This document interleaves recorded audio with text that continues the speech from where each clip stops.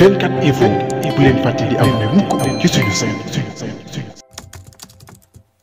asalaamaaleykum wa rahmatullahi taala wa barakaatu. gannaaw bi ñu julee ci yonent bi sallallahu alayhi wa sallam ñaanal mboolem xalifa yi suñu borom yàggal leen fi lool ci wér di am mbégte mu rëy a rëy ci tey jii ñu dalal suñ kóllëre Cheikh Mamadou Moustapha Guèye mu ñëw fekk ñu si Daaru Salaam Doyali ñëw bi nag ak tànk yi li ko waral ñëpp xam nañ ne Convergence taxaw na nay mag ñi bi nga xam ne dañ cee ànd di liggéey ci ñeenti at yii ñu nekk ñoom ñu amoon yeneen xalaat yu mel ni yi nga méngoog yi nga xam ne am nañ ko ba am luñ ci tàmbali woon di taxawal gannaaw biñ ko yëgee ñu ne nag ñoom dañuy ñëw ànd ak ñun liggéey bi ndax lu baax li ñuy sàkku ak li nga xam ne moo taxoon ñu jëkk ak ñoom li nekkoon lépp benn la loolu nag jëf la joo xam ne nii jëf ju am solo la ndax ñun doomi daara yi wala ñun ñi nga xam ne ñoo fi nekk ci jeexital noonay mag ñi lépp dafa nekk benn ca lépp dañ ko war a tënk ci waxtasimoo bi hablillahi jamii'an wala tafarraqoo lépp dañ ko war a tënk ci lennoo ak bennoo kon loolu Cheikh Mamadou Moustapha ñu ngi ciy kontaan bu baax a baax di wan ne di leen dalal ñun ak yéen ñoo bokk liggéey bi te it liggéey bi incha allahu rabbi fi ñu ko bëgg a jëmee ñun ñëpp danañ ko fa ànd ba eggale ko fa ci liy ñëw nag ñëpp xam nañ ne war na noo waat defaat beneen conférence de presse boo xam ne ñun ñoo koy ànd toog waxtaan ci liggéey bi waxtaan ci situation réew mi fi mu toll waaye waxtaan fi àdduna bi toll gëm nañ ne loolu it buñ ciy jegee prochaine étape yaakaar naa ne ci li mu jëm faw ñu def benn forum de la paix boo xam ne ñun ñëpp sénégalais yëpp ñoo ciy ànd ñun ak jàngu bi nga xam ne ay wàllu diine lañ taxawee ñoom it ci Sénégal ndax bu ñu waxee Convergence taxaw na ne mag ñi dafa lamb lépp lu jëm ci diine waaye nag lamb na lépp lu jëm ci noonay mag ñi ci bu ñu waxee diine wax noonay mag ñi it suñu mbokki chrétiens yi ci lañ bokk kon loolu ñu ngi koy waajal incha allah forum boobu balay yàgg incha allahu rabbi danañ ko def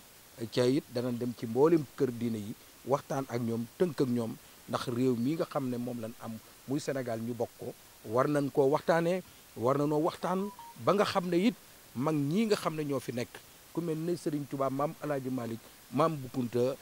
Cheikh Ibrahima Niass ak ñeneen mag ñooñu Cheikh Omar Fouti ñoom ñëpp ñu tënk fexe ba mën a am benn statut spécial boo xam ne ñu ngi ci tàmbaloon di dox di ci liggéey ba nga xam ne dana aar ngir jàmmi Sénégal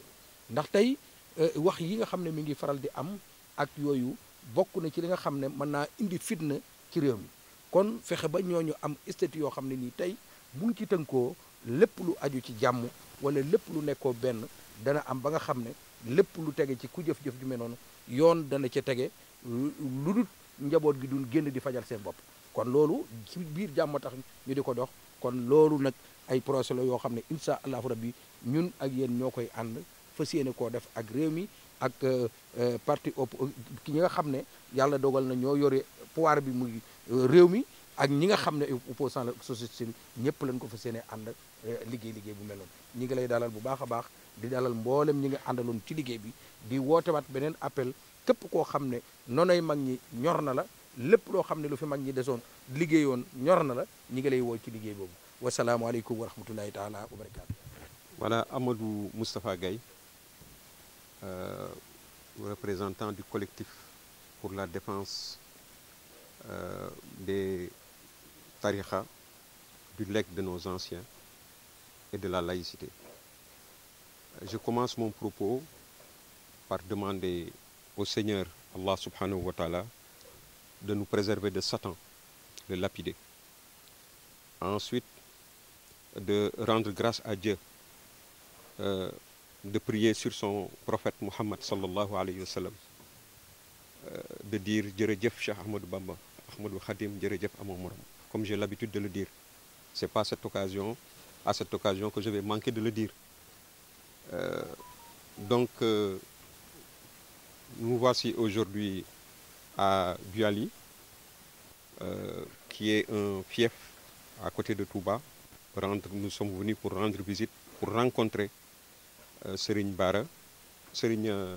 Modou Bara, qui est le président d'un collectif qui s'appelle Convergence Taxawu Ndoney Mag Ñi, parce que dernièrement, nous avions senti la nécessité de mettre sur place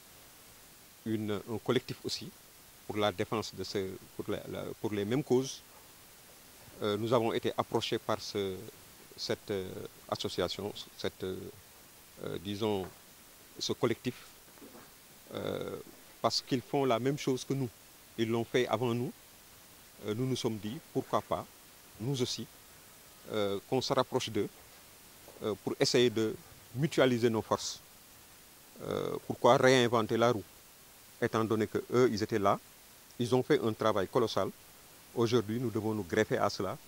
Et c'est pour cette raison que j'ai été mandaté par notre collectif pour venir ici discuter avec eux, les principaux responsables, dont lui-même, le président et le secrétaire général, M. l'imam, son éminence, l'imam Aliou Dia de Rufisque, et l'ensemble des membres du collectif. Et donc aujourd'hui, nous nous réjouissons d'avoir trouvé un terrain d'entente. Nous avons le plaisir et l'honneur de dire face aux Sénégalais que notre collectif va se joindre effectivement à leur action pour essayer de mieux défendre ce que nous avons en partage, c'est-à-dire le legs de nos anciens, la défense des confréries soufis, parce qu'aujourd'hui le besoin se fait sentir. Tout d'un coup, nous nous sommes rendus compte qu'il y avait des menaces extrêmement graves qui pesaient sur les, comment dirais-je, les tarikhas soufis dans notre pays. Et c'est de notre devoir de tout faire pour véritablement faire que ce legs soit préservé. Et donc c'est pour toutes ces raisons que nous sommes venus aujourd'hui. D'où viennent les menaces? D'où viennent les menaces? D'où viennent les menaces? Les menaces viennent de partout. Les menaces viennent de gens qui aujourd'hui sont à côté du pouvoir. Ça, il faut le dire. Les gens qui sont à côté du pouvoir, dans la périphérie du pouvoir, que nous avons identifiés pendant très longtemps en train de manquer de respect à nos guides religieux, etc. Comme l'a dit le président, Seigne Modou, nous n'invectivons pas, nous ne prenons pas le pouvoir comme notre adversaire. Mais nous disons que nous ferons face à toute initiative visant à véritablement piétiner nos croyances. Voilà, ça, il faut que tout le monde le sache. Voilà, nous sommes sur le terrain et véritablement nous veillerons à ce que tout le respect dû à nos guides religieux,